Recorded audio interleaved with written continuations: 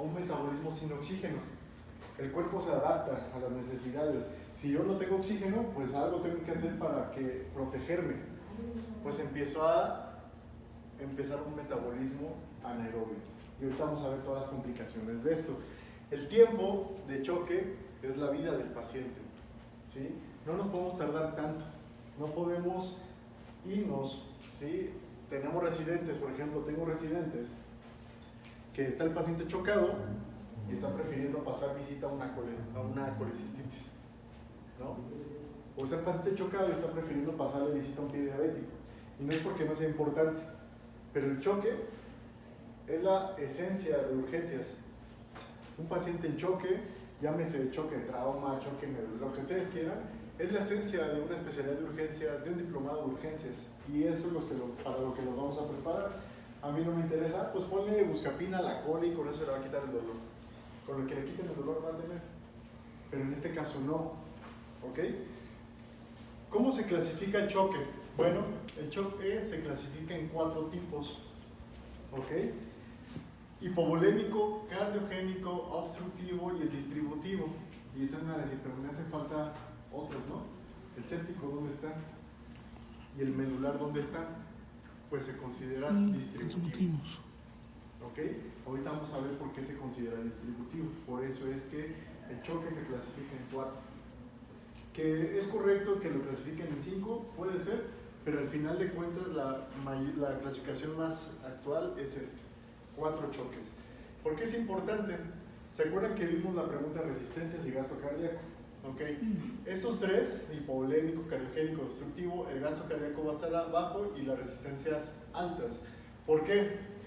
Si no tengo sangre, pues no, ¿qué gasto voy a tener? Si no tengo líquido. Si mi corazón no está sacando esa sangre, pues no voy a tener un gasto cardíaco. Y obstructivo, si no le está llegando sangre a mi corazón, pues el gasto ¿cómo va a estar? Bajito. Por eso es que el gasto está abajo y las resistencias altas. Esto es el tinaco con su tubería. ¿Ok? El tinaco es donde está mal y no está sacando gasto cardíaco hacia la tubería. En cambio acá, el distributivo, el problema no es en el corazón, ¿sí? De manera inicial, porque el séptico en algún momento te puede hacer falla cardíaca o disfunción cardíaca, en algún momento, pero ya en fases muy tardías. Pero de manera inicial no está dañado el corazón. Lo que está dañado es la tubería, ¿sí? Entonces necesitamos actuar contra la tubería, ¿ok? Tenemos que ir a buscar esos tubos, a ver cuál está mal, para arreglarlo, cambiarlo y hacer que vuelva a subir agua o sangre al corazón, al tinaco. ¿De acuerdo? Normalmente el paciente va a hacer microtrombosis. De ahí la importancia de tener siempre un paciente anticoagulado desde el inicio. ¿Ok? Nos va a hacer, bueno, va a disminuir la aclaración del tóxico, de las toxinas, acidosis y aumento de la respuesta inflamatoria. Ok. Estos 2 términos van a ser fundamentales para que ustedes entiendan y analicen lo que es choque. ¿Ok? La presión arterial media y la perfusión tisular. ¿Cómo se saca la PAM? ¿Cómo se saca la presión arterial media? La presión arterial diastólica Ok, sin problema, ¿eh? Bueno, la fórmula más sencilla, sistólica menos diastólica entre 3 más diastólica otra vez. ¿Ok? Ya con eso sacan su presión arterial media. Ok, la perfusión de un órgano va a depender de la presión de perfusión y esta está determinada por 2 variables. ¿Qué quiere decir esto? Yo tengo aquí mi botellita de agua, ¿no? Ahí tiene 1,5 litros de agua, pero ¿qué tal que se me empieza a vaciar porque tengo un sangrado? Porque empiezo con una hemorragia, ¿no? Y se empieza a vaciar. Yo necesito llenar esta botella, pero ¿qué tal si yo le pongo el tapón? Pues no voy a poderla llenar, aunque quiera, ¿no? Aunque quiera, pues no la voy a poder llenar. Entonces yo tengo que quitar ese tapón para poder volver a llenarla de agua o de sangre. ¿Y cómo voy a quitar ese tapón? Con la fuerza, ¿sí? Tengo que hacer fuerza para quitar ese tapón. Entonces esa es la presión de perfusión. quitar el tapón para que llegue sangre o llegue oxígeno, llegue nutrición hacia mi tejido. ¿De acuerdo? ¿Y cómo voy a hacer que llegue nutrición y oxígeno al tejido? Pues mediante el gasto cardíaco y mediante las resistencias vasculares, de acuerdo al tipo de choque. Si, por ejemplo, yo tengo un choque cardiogénico porque me infarté, lo toco madera, ¿no? Porque me infarté, ¿qué tengo que hacer para poderle llevar sangre al tejido? Yo me infarté, ¿dónde está la afección? ¿En el tinaco o en las tuberías? En el tinaco. ¿Qué tengo que hacer para destapar ese tinaco? ¿Cuál sería mi manejo del choque? ¿Más presión?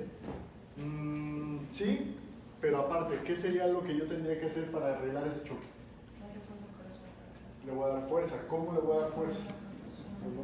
Bueno, lo primero sería, en el contexto de un infarto, trombolizarlo, ¿no? Destaparlo. Y después de destaparlo, ¿qué seguiría? Ahora sí, inotrópicos, vasopresores, líquidos, lo que amerite. Pero imagínense que yo no destapo el corazón, no lo trombolizo y le estoy metiendo mucha agua. Pues no me va a servir de nada, se va a hacer edema pulmonar, pero el corazón va a estar dañado. Ahora, en un choque, por ejemplo, en un choque séptico, el corazón está bien, pero la resistencia está mal, la tubería está mal. ¿Qué tengo que hacer a un choque séptico de manera inicial? Volumen. ¿Por qué? Porque sus tuberías están tan colapsadas que no le llega agua al corazón y por lo tanto el corazón no le manda sangre o no le manda agua a los tejidos. Entonces, ¿qué tengo que hacer en un choque séptico? Volumen. Ahorita vamos a ver qué volumen, si es agua o si es sangre o si es coloide, ahorita lo veremos en su momento. O en un choque, por ejemplo, anafiláctico. En un choque anafiláctico, ¿qué va a estar dañado? ¿El corazón o las tuberías? Las tuberías. Tuberías. Van a estar abiertas, van a estar súper dilatadas en un momento inicial. Entonces, ¿qué tengo que hacer para quitar esa dilatación? Vasoconstricción. ¿Mediante qué? Adrenalina. La adrenalina me va a hacer vasoconstricción, va a hacer que se cierren esas tuberías para que pueda llegar otra vez sangre al corazón. ¿Me explico? ¿Sí vamos entendiendo cómo es la lógica del choque? O si está dañado el corazón, pues altero o ataco al corazón. Si está alterada las resistencias, pues ataco las resistencias, las tuberías. Y en pocas palabras es agua, o sea, soluciones, vasopresores o inotrópicos. Ese es el manejo del choque. ¿Ok? Bueno, vean, la perfusión tisular depende de la TEA y de la distribución del flujo sanguíneo. La TEA va a depender del gasto cardíaco y de las resistencias vasculares periféricas. ¿De qué depende el gasto cardíaco? Básicamente de del volumen sistólico, que es precarga, poscarga y contractilidad miocárdica. ¿La precarga cuál sería? Lo que yo le doy al corazón.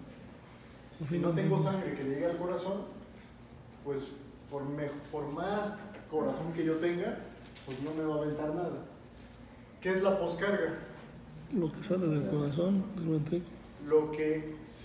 La elastancia del ventrículo para arrojar esa sangre hacia afuera.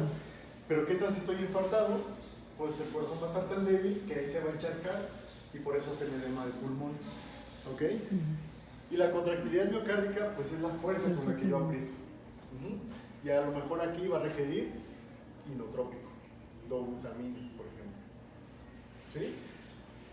Las resistencias vasculares van a estar dependiendo de una regulación metabólica, nervios simpáticos, endotelio y vasoreceptores. Aquí están todos los choques, o la mayoría.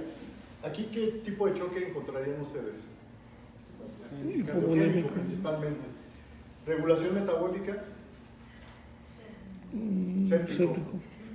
Nervios simpáticos. Medular.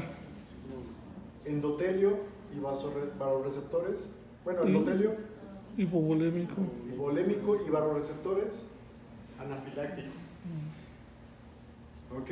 Entonces, si está afectada la regulación metabólica, pues le pongo volumen. Si está con nervios simpáticos, ¿qué le pongo a un choque medular?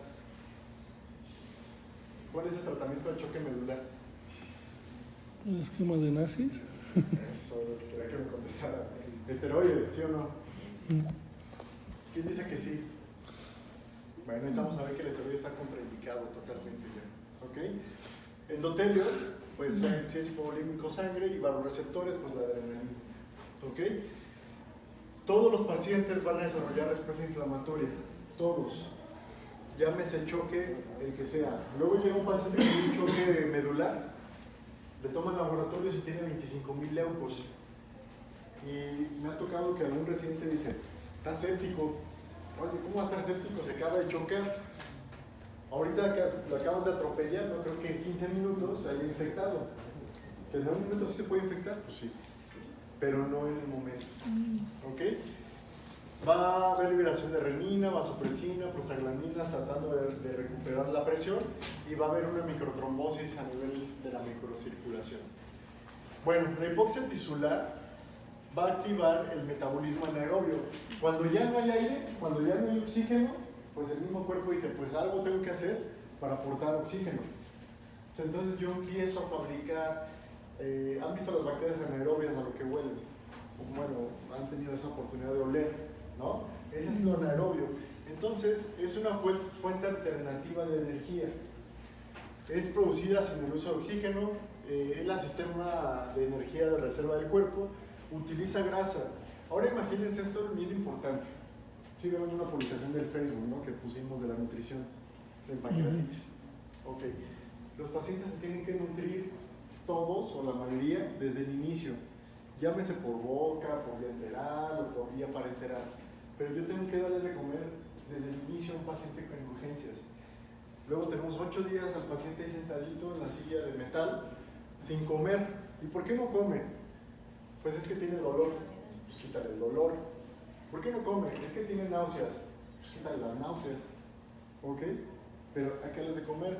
Imagínense que el paciente está tan desnutrido que si de por sí ya no tiene sistema aerobio, pues ¿cómo le va a activar el sistema anaerobio? No se va a poder. El problema de este sistema es que nos va a producir ácido y, en pocas palabras, elevación de lactato. Acidosis láctica. ¿Cuál es el mejor marcador de choque en urgencias? Lactato. ¿Ok? Entonces, cuando vean un lactato elevado, aguas, cuidado.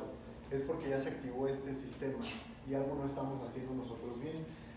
Y ojo, no se queden con la idea de que pues si es aerobio y anaerobio le voy a poner oxígeno desde que llegue el paciente, porque eso no funciona así. Aunque yo le ponga 100 litros de oxígeno, no le va a llegar nada de oxígeno al tejido. ¿Por qué? Porque no le estoy aportando sangre, no le estoy aportando nutrientes. ¿De acuerdo? Lo único que va a hacer es liberar radicales libres y matar las células. Es lo único. Es menos efectivo y su reducción de energía es hasta 15 veces. O sea, muy poco potente, pero todavía el cuerpo se defiende. Entonces hay que ayudarlo. La hipoxia celular, el que me diga esto se queda exento de todo el diplomado.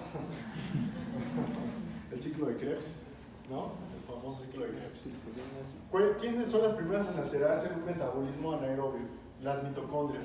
¿Qué son las mitocondrias? ¿Para qué sirven las mitocondrias? El motor de la célula. Son las que dan energía y son las primeras en alterarse. Hay un estancamiento del ciclo de Krebs, por lo tanto no hay energía y hay producción de lactato. ¿Sí? El lactato es el que te va a matar o el que va a matar al paciente. Resultado, hipoxia más hipoperfusión es igual a isquemia. Y vean en cuánto tiempo empieza a sufrir cada órgano. ¿Sí? El corazón, cerebro y pulmones, a los 4 o 6 minutos ya va a estar con sufrimiento. Y esto es pérdida neuronal, pérdida de miocardiocitos o de neumocitos. Entonces, si yo tengo pérdida de miocardiocitos, de por sí en un infarto, pues mayor daño. En cerebro van a terminar como R1 de urgencias, ¿no? Y ahí van a estar. Y los pulmones. A nivel de riñones, hígado y tracto digestivo, más o menos entre 45 y hora y media. Músculo, hueso y piel, 4 a 6 horas. ¿Por qué es importante esa tablita? Cuando ustedes ven un paciente marmóreo de las piernas, quiere decir que ya pasaron 6 horas, al menos, de que el paciente está chocado. Imagínense todo lo que ya se afectó. Para que ustedes ya puedan ver afección clínica en choque, ya pasaron 6 horas. Imagínense todo el retraso que llevamos. ¿Y cuántos pacientes hemos visto que tienen marmóreas las piernas. A veces ni lo descubren, ¿no? Así, ya lo descubren y por ahí tengo una foto, al rato se las enseño, de un paciente que un día llegué en un domingo a recibir la guardia, intubado, marmóreo de la cabeza hasta los pies. Pero eso sí, bien intubadito, ¿no? Ya estaba muerto el paciente y así me lo entregaron. Tenía pulso, sí tenía pulso, pero pues era algo criminal que le había hecho. Entonces, ¿desde qué momento voy a atacar el choque? Desde que el primer minuto, o el minuto cero, que me llegue a urgencias. No me puedo esperar más tiempo. ¿Y en cuánto tiempo tengo que recuperarlo? De inmediato. Anteriormente, en las guías era, si tu paciente llega con choque, pásale una carga de 30 mililitros por kilo, espérate una hora y si no responde le vuelves a poner otra y vamos a ver si responde. Para eso ya pasamos 2 horas. Actualmente, si te llega un paciente chocado, tienes que iniciar el vasopresor desde el inicio. Tienes que iniciar el norepi desde el primer minuto que llega. Que a lo mejor te dure 5 minutos la norepi y lo recuperaste, qué bueno. Pero a lo mejor te tarda 6 horas, 7 horas en quitarle la norepi, o un día o 2 días. Pero mientras, desde el primer minuto hasta su egreso, tú lo mantuviste con una presión perfusoria. ¿Ok? Vean las fases de la muerte celular. En la primera fase hay una acidosis intracelular, hay un apelotamiento irreversible del ADN, o sea, se empiezan a hacer bolas. En la fase 2 hay una disfunción de la bomba sodio de potasio, hay edema, ¿sí?, del retículo endoplásmico. En la fase 3 hay un edema celular mayor mitocondrial y pérdida de la inhibición de síntesis proteica, va a estar haciendo más y más y más proteínas. La fase 4, ahí es donde ya no podemos hacer gran cosa. Ya no hay es una etapa de no retorno, hay un ingreso excesivo de calcio, hay un edema masivo, aumento de la permeabilidad de la membrana, hay una digestión de los organelos, desaparición de los ribosomas y en la fase 7 pues ya es la muerte celular, ¿sí? Entonces, nosotros aquí, 1, 2, 3 fases, tenemos ¿cuánto tiempo para poder atacar al paciente? Antes de que llegue a esta fase, 6 horas. Si en 6 horas yo no he bajado el lactato en un 60%, el paciente inmediatamente entra a la fase 4, 5, 6, 7 y se van muriendo células. ¿De acuerdo? Entonces tengo 6 horas desde que llega mi paciente para poder atacar el choque. Vean la presentación clínica del choque. ¿Cómo se presenta? Taquicárdico, excepto en pacientes ancianos o deportistas de alto rendimiento que no, por lo general, o están beta bloqueados, ¿sí?, con su metoprolol o su propanolol, o son deportistas de alto rendimiento que una frecuencia cardíaca de 80, 90 ya está chocado para ellos. ¿Ok? La taquipnea, más de 20 respiraciones por minuto o menos de 10 respiraciones por minuto, una variante es con o sin aumento del trabajo respiratorio. El paciente puede estar, sí, estoy bien, doctor, respirando rapidísimo, ¿de acuerdo? Y tú no le ves ninguna alteración. Presión de pulso disminuido, hay que revisar los pulsos. Mala perfusión cutánea, está frío, diaforético, palidez, livideces. En el shock distributivo, la piel se mantiene caliente. La presión arterial, por lo general, puede haber disminución de la sistólica manteniendo la distólica. Esto es, se acortan las diferencias. Hay aforesis, disminución de la euriresis. Este es uno de los mejores marcadores. Puntos, menos de 0.5 mililitros kilo hora o menos de 20 mililitros en 2 horas es un paciente potencialmente complicable. Y si nos vamos hasta el otro extremo, aquel paciente que está con poliuria, no quiere decir que esté muy bien, sino es que ya está tan enmatizada a nivel celular que está perdiendo líquidos, ¿ok? Y eso no es bueno. Y alteración de la conciencia, eso es bien importante y ojalá les quede claro. Si ustedes ven un paciente que empieza con agitación psicomotriz, con alucinaciones visuales, auditivas, el típico viejito que lo ven ahí, que empieza, es que me quiero ir y lo tienen ahí, no lo tienen sujeto, sí lo tienen amarrado, ¿no? Miré uno de mis médicos, las enfermeras del ISSSTE, ¿no?, de ahí donde yo trabajo, les ponían unos corsets así, y una vez se nos murió un paciente porque retuvo tanto CO2 que hizo paro cardíaco y no se dieron cuenta. Entonces decía, son amarres de la PGR, ¿no? Entonces, Hay que tener cuidado. ¿Por qué es importante? ¿Qué es lo que el 90% de los personales de salud va a hacer?